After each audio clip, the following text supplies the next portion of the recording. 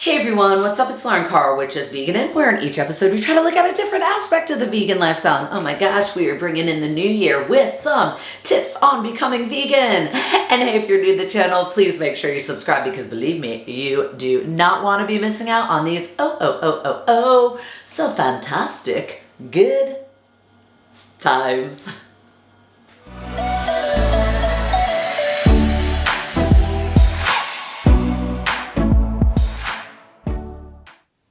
Welcome to 2023, everyone! Woohoo! May this be a year of lots of good vegan eating, lots of love, lots of fun adventures, and of course, happy memories. So bring it on!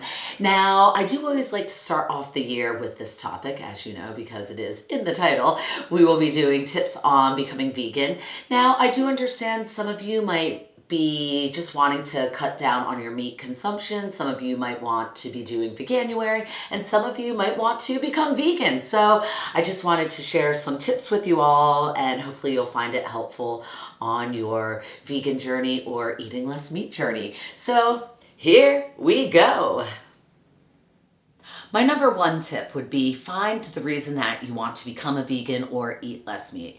Find your ethical stance on it, whether it be for like environmental reasons or for health reasons, or if you're like me, for animal rights, because then when times get tough, you really have something strong to hold on to that will help kind of see you through.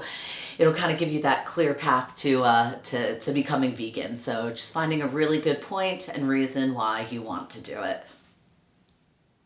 I would definitely recommend going at your own pace. Now, there are some people that, boom, they become a vegan overnight, or some people just need to test the waters a bit. You know, maybe start off by saying, hey, 3 days out of the week you'll eat vegan, and then each week maybe add on another day. Or you could start off by being like, hey, all my breakfasts for the first week will be vegan. Then in the second week, all my breakfasts and lunches will be vegan, and on and on and on. So there is no right way of doing it. There is no right time frame in doing it. You just got to do it at your own pace.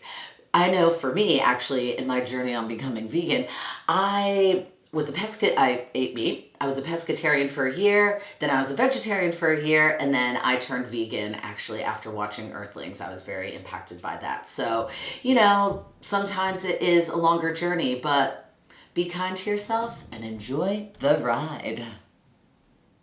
Take this time to go out and be adventurous and try new things and try maybe foods from different countries.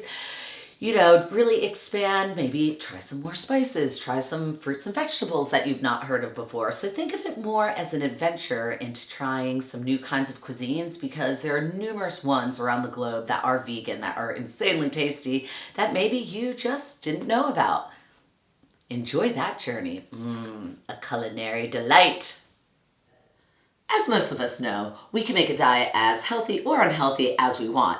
So just because you're vegan doesn't always necessarily mean that you're eating the right food. So I would recommend definitely trying to eat whole foods, you know, eat a lot of like legumes and beans and a variety of vegetables. I always like to tell myself, you know, if I'm making a salad, make it as colorful as you can, because if you have all those different colored veggies in there, you're probably getting a lot of good nutrients and minerals and vitamins.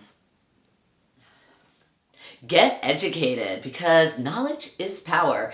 Now, there are so many platforms out there. I mean, to name a few, there's Veganuary, there's the Vegan Society, nutritionfacts.org, and obviously with Twitter, Instagram, YouTube, there are loads of channels and things out there and outlets for you to explore and just gain more knowledge on veganism and the positives of that. Woo!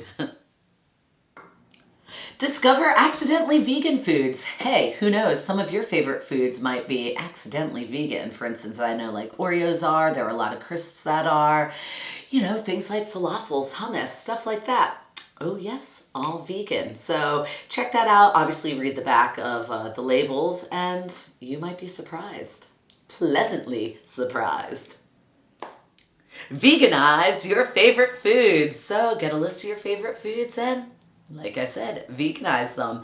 Now, also, nowadays we have so many vegan fake meats and things like that out there. So I think in the beginning of becoming a vegan, sometimes using those as your meat substitutes could be great ideas. A lot of them are made with soy or wheat, so definitely check that out. I do know there are companies out there like Simplicity Foods, and for instance, theirs is made all from fermented vegetables, so definitely a healthier option because some of the vegan meats can be a bit more processed. But it's definitely a great stepping stone to just get your feet in the vegan waters and kind of putting you maybe in a more like comfortable space, just knowing that you could kind of have some of your favorite meat treats with vegan meats. This one is probably my favorite tip. Go out and eat. Oh yeah! So obviously a lot of you who watch my channel realize that is kind of what I do. I go and find different vegan restaurants wherever I am, but obviously I live in London, so I tend to be looking around London and the UK area for new vegan restaurants. But I do like to do this because it also gets me inspired and gives me ideas of things that I could make at home. So definitely another good option. And you know what? Luckily we are living in a time where even if you don't have a vegan restaurant in your area, a lot of more restaurants are starting to jump on board and are starting to put more vegan options on their menu. So definitely another thing to try out. Get inspired. This one is a favorite of mine because I kind of still keep to it.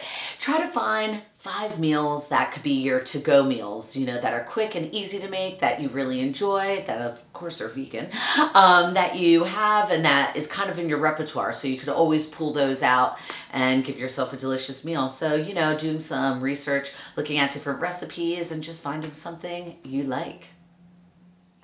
No, I am no doctor, so please consult with your physician first.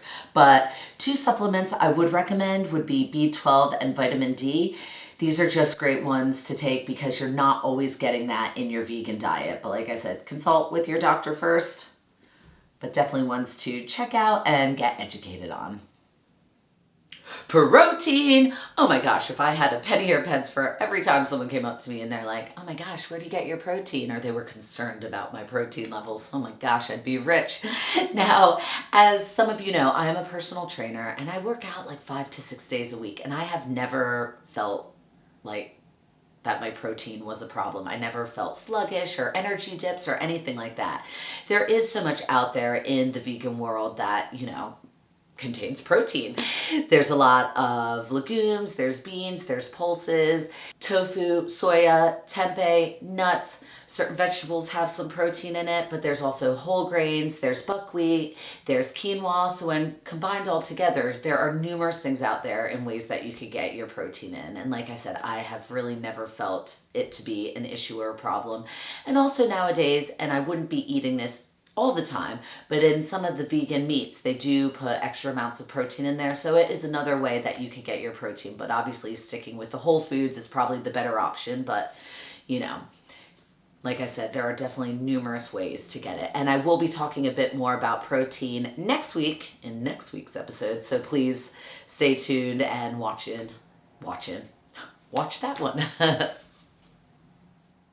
And I would recommend getting involved with the community, the vegan community. Obviously with the internet, we have, Facebook, we have Twitter, we have Instagram, we have YouTube. We have so many ways to connect with other people, hear about their journeys, get some tips and suggestions from other people. So, and I also find kind of getting involved with other vegans, it allows you to hold your values a little bit stronger in case you are with maybe friends and family that might not be vegan, might not totally understand, your reasons for wanting to become vegan. It's sometimes nice to have a community that is very supportive around you.